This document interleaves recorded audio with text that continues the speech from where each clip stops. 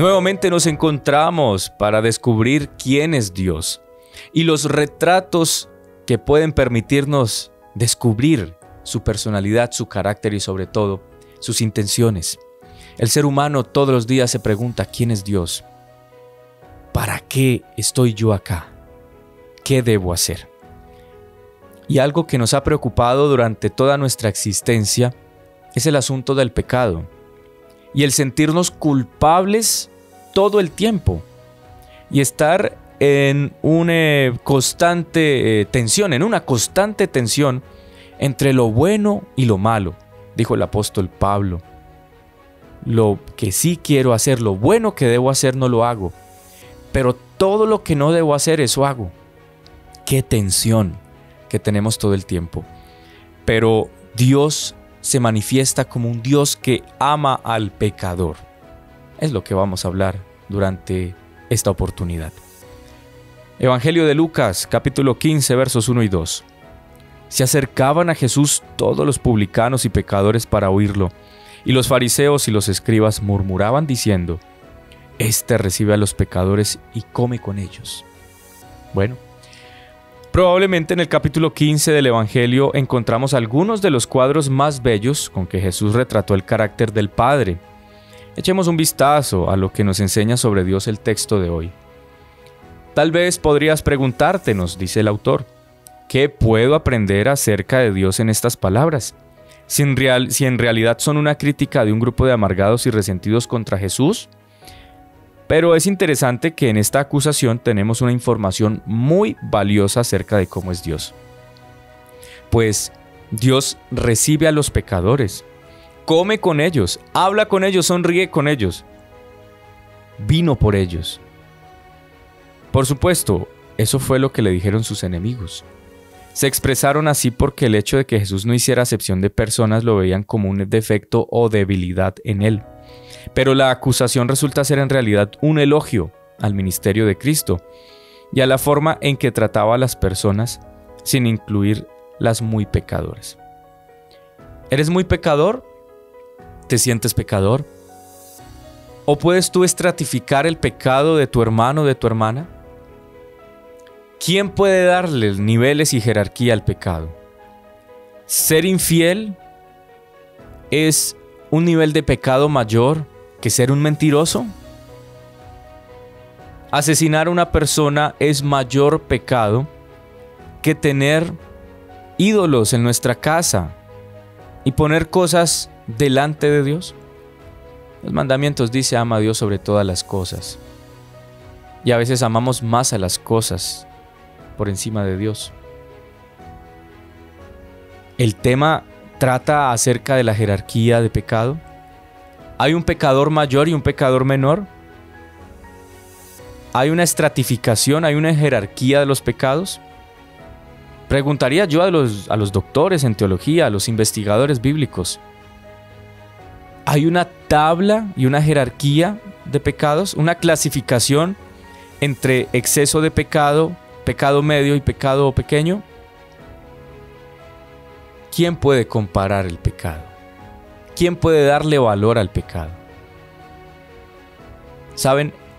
Este concepto errado acerca del pecado ha hecho que también podamos clasificar a las personas y pensar que tenemos personas con mayores méritos y otras personas con menores posibilidades. Usted es un pecador y usted ha cometido algunos errores, así que mejor, usted es mejor persona que ha cometido menos errores. Aquel es un pecador. Pero hoy el Señor nos dice que nos ama. Y nos ama no por nuestro nivel de pecado. Nos ama porque nos creó. El Señor Jesús aborrece el pecado que está en nosotros, porque nos hace daño.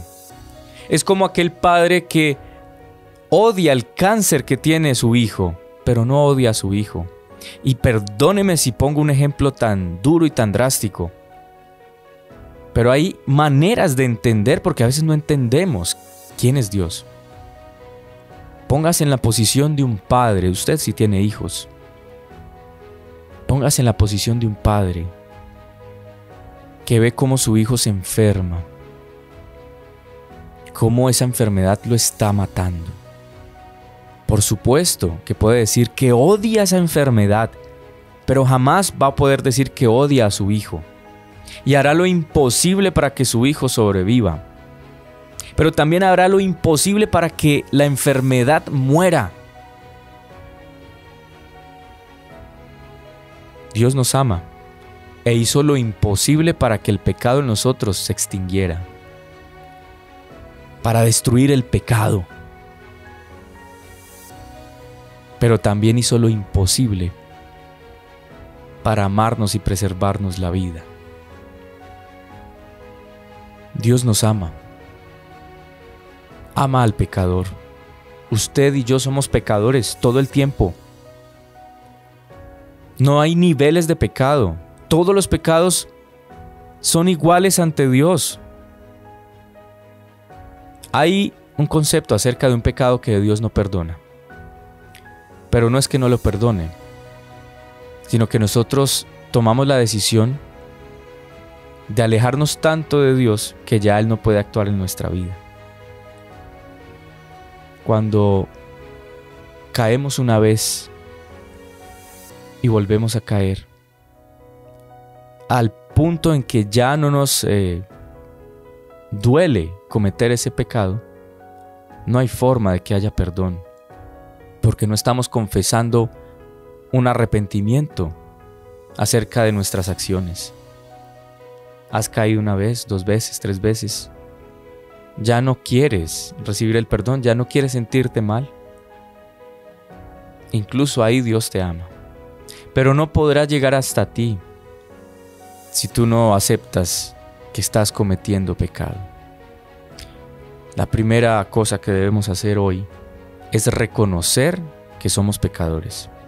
Reconocer nuestra debilidad. Reconocer que dependemos de Cristo Jesús para superar aquello que nos tiene atados. Somos esclavos del pecado y Dios quiere liberarnos hoy.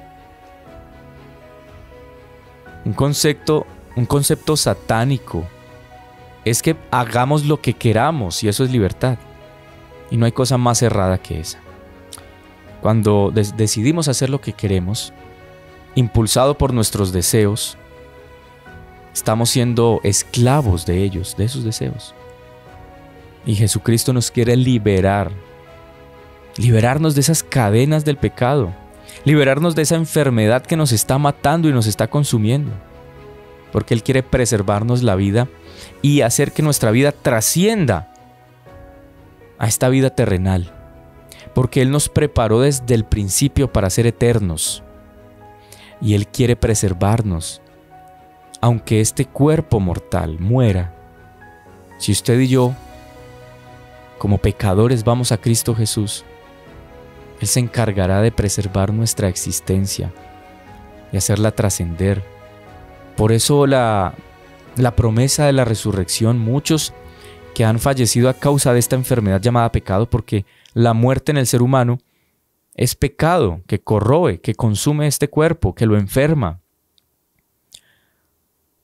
La resurrección permite que en ese día en el que el Señor Jesús nos llame, el gran día de victoria, porque viene un día y viene Él para liberarnos completamente de las cadenas del pecado.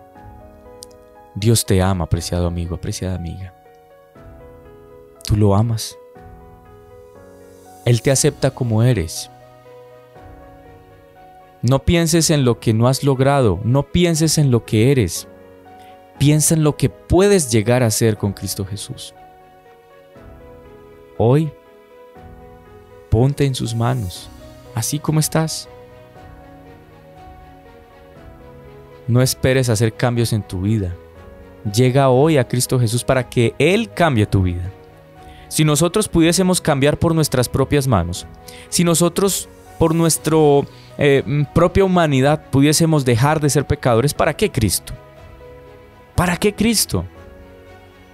No se trata de volvernos buenas personas.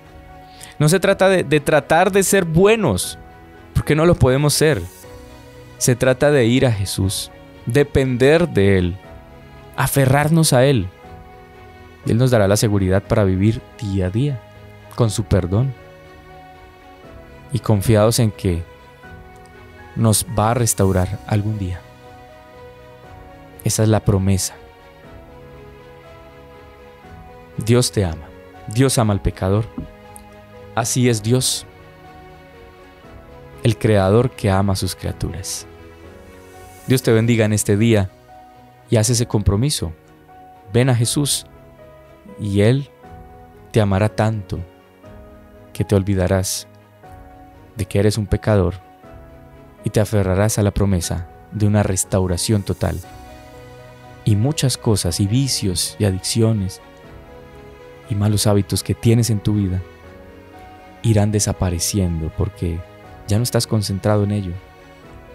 Tu mirada está puesta en Cristo Jesús. Un abrazo para todos.